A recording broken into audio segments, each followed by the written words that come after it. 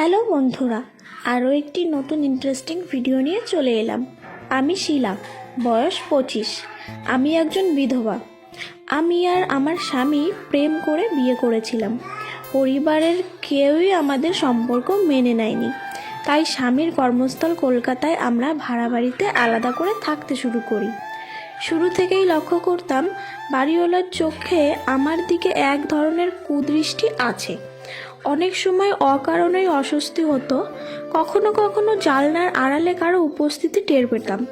এসব কথা স্বামীকে বললে উনি বলতেন এটা আমার ভুল ভাবনা, বাড়িওয়ালা নাকি ভালো মানুষ। ধীরে ধীরে আমিও সব ভুলে গিয়ে সংসারে মন দিই। 2 বছর পর আমার জীবনে ভয়ানক বিপর্যয় নেমে আসে। এক রোড দুর্ঘটনায় আমার স্বামী মারা যান। আমি একেবারে একা হয়ে পড়ি। স্বামীর রেখে যাওয়া সামান্য সঞ্চয় আর রান্নার কাজ করে কোনো মতে দিন কাটাতাম। ঠিকমতো ভাড়া দিতে পারতাম না। বাড়িওয়ালার স্ত্রী আমাকে নিয়ে প্রায় কটু কথা বলতেন। উনি সন্দেহ করতেন আমার সঙ্গে তার স্বামীর অবৈধ সম্পর্ক আছে। একদিন বাড়িওয়ালার স্ত্রী আমাকে বাড়ি ছাড়তে বলেন। সেই রাতে বাড়িওয়ালা আমার ঘরে এসে এমন কথা বললেন যা আমাকে ভেঙে দেয়। উনি বললেন আমাকে ভালোবাসেন এবং তার সঙ্গে ভুল পথে পা বাড়ালে তিনি আমার সব দায়িত্ব নেবেন। তিনি স্বীকার করেন যে আগে থেকেই আমার ওপর কুনজর ছিল। সেই দিন উনি আমাকে জোর করে কাছে টানেন। আমি ভয় পেয়ে তাকে বের করে দিই। এরপর থেকে উনি আমাকে বারবার উত্ত্যক্ত করতে থাকেন। অশ্লীলতায় ডুবে থাকা বার্তা পাঠাতেন। আমি মানসিকভাবে ভেঙে পড়ি। অর্থের টান, একাকিত্ব আর ভয় সব মিলিয়ে আমি দুর্বল হয়ে পড়েছিলাম। এক রাতে নিজের অজান্তেই আমি ভুল সিদ্ধান্ত নিই। আমরা শারীরিক ঘনিষ্ঠতায় জড়িয়ে পড়ি। দীর্ঘদিন পর কারো কাছ থেকে সামান্য মানসিক সান্ত্বনা পেয়ে আমি ভুল বুঝতে শুরু করি।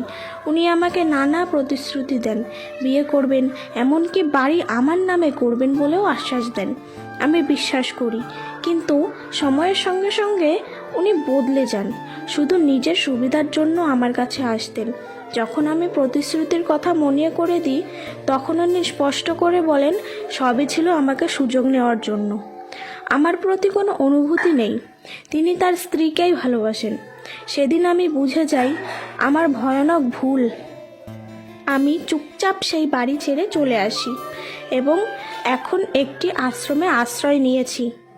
এই গল্প বলার একটাই উদ্দেশ্য, কখনো লোভী মানুষের মিষ্টি কথায় বিশ্বাস করবেন না। আমি যে ভুল করেছি, দয়া করে কেউ সেই পথে পা বাড়াবেন না। ভালো থাকবেন, সুস্থ থাকবেন, আর এই রকম গল্প শুনতে চ্যানেলটা সাবস্ক্রাইব করে রাখুন। হ্যালো বন্ধুরা, আরও একটি নতুন ইন্টারেস্টিং ভিডিও নিয়ে চলে এলাম। আমি শিলা, বয়স 25। আমি একজন বিধবা। আমি আর আমার স্বামী প্রেম করে বিয়ে করেছিলাম।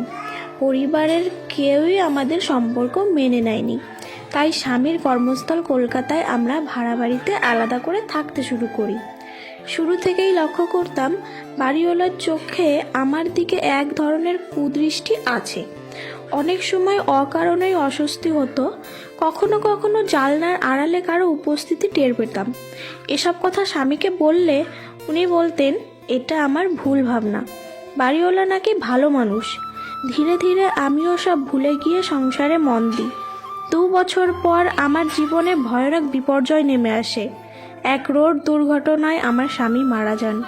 আমি একেবারে একা হয়ে পড়ি। স্বামীর রেখে যাওয়া সামান্য সঞ্চয় আর রান্নার কাজ করে কোনো মতে দিন কাটাতাম। ঠিকমতো ভাড়া দিতে পারতাম না। বাড়িওয়ালার স্ত্রী আমাকে নিয়ে প্রায় কটু কথা বলতেন। উনি সন্দেহ করতেন আমার সঙ্গে তার স্বামীর অবৈধ সম্পর্ক আছে।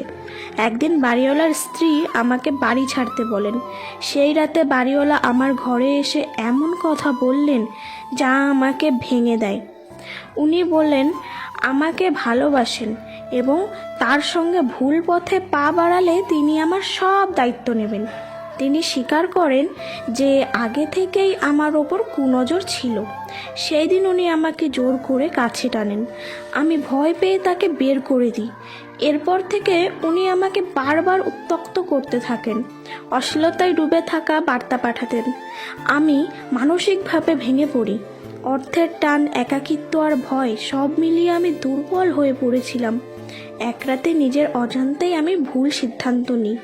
আমরা শারীরিক ঘনিষ্ঠতায় জড়িয়ে পড়ি। দীর্ঘদিন পর কারো কাছ থেকে সামান্য মানসিক সান্ত্বনা পেয়ে আমি ভুল বুঝতে শুরু করি। উনি আমাকে নানা প্রতিশ্রুতি দেন, বিয়ে করবেন, এমনকি বাড়ি আমার নামে করবেন বলেও আশ্বাস দেন। আমি বিশ্বাস করি, কিন্তু সময়ের সঙ্গে সঙ্গে উনি বদলে যান। শুধু নিজের সুবিধার জন্য আমার কাছে আসতেন। যখন আমি প্রতিশ্রুতির কথা মনে করে দিই, তখন উনি স্পষ্ট করে বলেন সবই ছিল আমাকে সুযোগ নেওয়ার জন্য। আমার প্রতি কোনো অনুভূতি নেই। তিনি তার স্ত্রীকেই ভালোবাসেন। সেদিন আমি বুঝে যাই আমার ভয়ানক ভুল। আমি চুপচাপ সেই বাড়ি ছেড়ে চলে আসি এবং এখন একটি আশ্রমে আশ্রয় নিয়েছি। এই গল্প বলার একটাই উদ্দেশ্য, কখনো লোভী মানুষের মিষ্টি কথায় বিশ্বাস করবেন না। আমি যে ভুল করেছি, দয়া করে কেউ সেই পথে পা বাড়াবেন না।